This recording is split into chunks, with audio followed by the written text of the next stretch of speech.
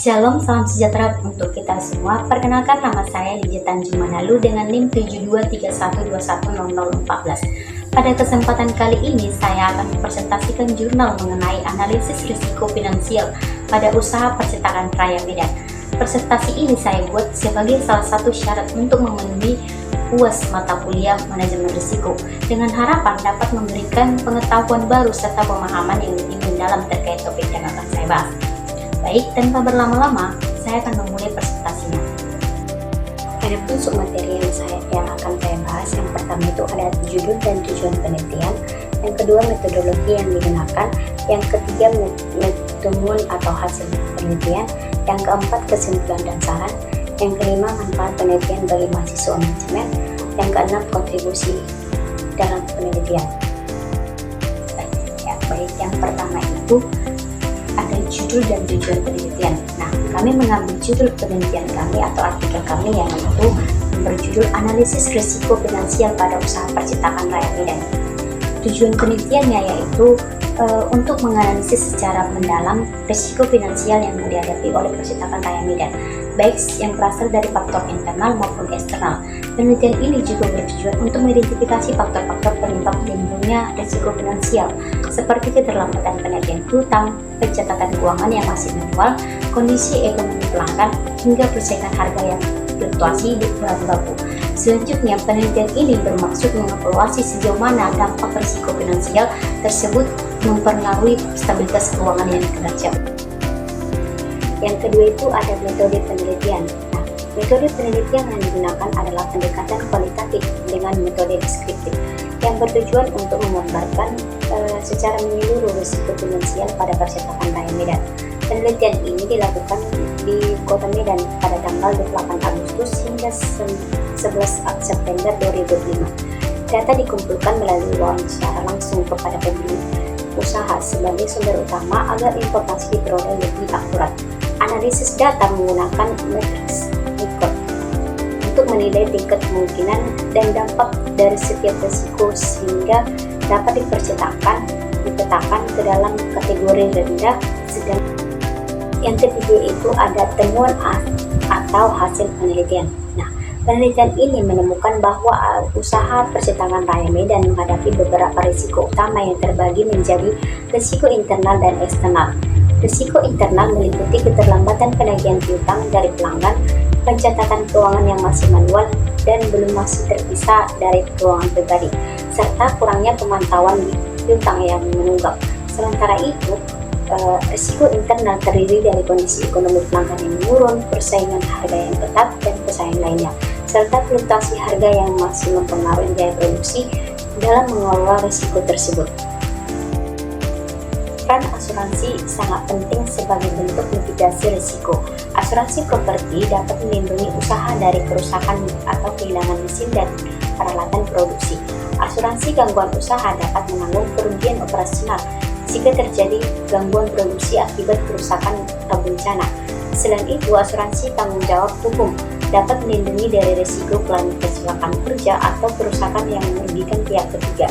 Dengan demikian, asuransi membantu usaha percetakan untuk mengurangi dampak finansial dari risiko-risiko yang dihadapi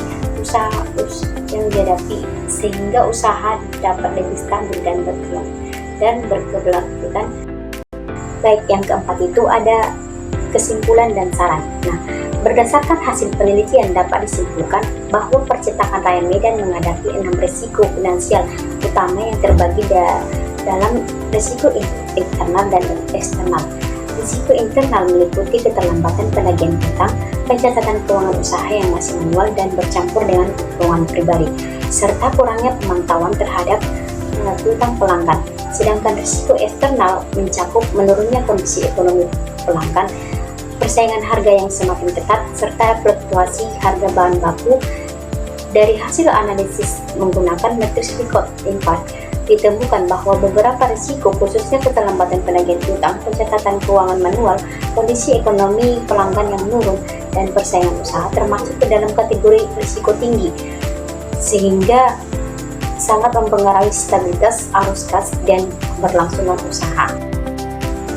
Saran yang dapat diberikan adalah mempercetakan KMB dan memperkuat sistem pengendalian internal melalui penerapan penagihan utang secara berkala, pemisahan pencatatan keuangan usaha dengan keuangan pribadi, serta pemantauan lebih ketat terhadap pelanggan yang menunggak pembayaran. Di sisi eksternal, usaha perlu meningkatkan daya saing yang menawarkan kualitas produk dan layanan yang baik, serta mencari alternatif pemasok dari bahan baku untuk menekankan dampak fluktuasi harga. Selain strategi tersebut, pemanfaatan produk asuransi dapat menjadi langkah penting dalam meningkatkan ketahanan usaha terhadap risiko. Misalnya, asuransi kredit dapat membantu menekankan kerugian akibat piutang macet. Asuransi bisnis dapat melindungi aset usaha dari risiko kerugian akibat bencana atau kebakaran. Dan asuransi harga komoditas dapat memberikan perlindungan dan dari ketidakpastian harga bahan baku. Yang kelima itu ada manfaat penelitian bagi mahasiswa prodi manajemen. Nah, penelitian ini memiliki manfaat penting bagi mahasiswa program studi manajemen, antara lain membantu meningkatkan pemahaman mereka tentang konsep dan penerapan manajemen risiko dalam dunia usaha nyata. Melalui penelitian ini, mahasiswa dapat memperoleh wawasan tentang bagaimana mengidentifikasi, menganalisis, dan mengolah berbagai risiko yang dihadapi oleh perusahaan, khususnya risiko finansial pada usaha percetakan. Nah, pengetahuan ini sangat penting untuk mengembangkan keterampilan dalam pengambilan keputusan bisnis yang lebih tepat dan strategis, serta memperkuat kemampuan dalam merumuskan solusi pengolahan risiko yang efektif.